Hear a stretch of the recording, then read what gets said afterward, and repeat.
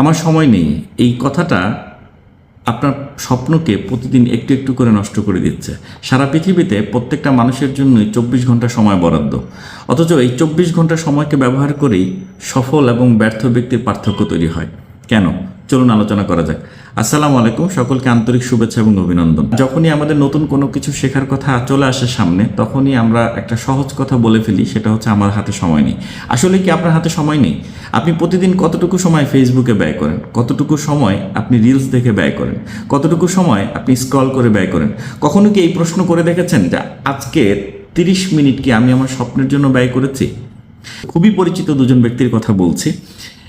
আমাদের একজন সিনিয়র বড় ভাই, উনি 3টা দেশের regional head merchandising মার্কেটিংয়ে, Bangladesh, Sri Lanka এবং ইন্ডিয়া।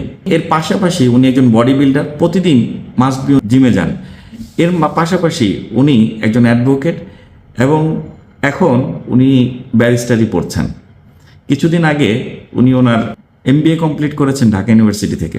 আবার আমার একজন বন্ধুর কথা বলি, এই ভদ্রলোক বাংলাদেশের একটা স্বনামধন্য কোম্পানিতে একজন বড় মাপের ডিজাইনার, পাশাপাশি ওনার নিজস্ব একটা ডিজাইন হাউস আছে এবং ওনার একটা নিজস্ব গানের স্টুডিও আছে। উনি একজন সিঙ্গার, পাশাপাশি উনি লিরিক্সও লেখেন। একই ব্যক্তি কতগুলো কাজ করছেন সারাদিনের মধ্যে, অথচ আপনি আর আমি বলছি আমার হাতে সময় নেই। আসলেই কি সময় নেই? সময় আসলে থাকে না, সময়কে তৈরি করে নিতে হয়। আমি খুব মজা করি একটা কথা বলি, সেটা হচ্ছে যে ব্যক্তি কাজ করে তার হাতেই সময় আছে, যার হাতে কোনো কাজ নাই তার কাছে কোনো সময়ও নাই। এবং আমার মতে পৃথিবীর সবচাইতে ওর্থলেস একটা সেন্টেন্স হচ্ছে আমার সময় নেই।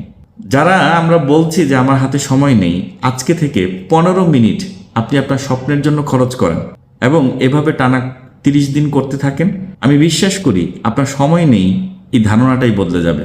Thank you very much.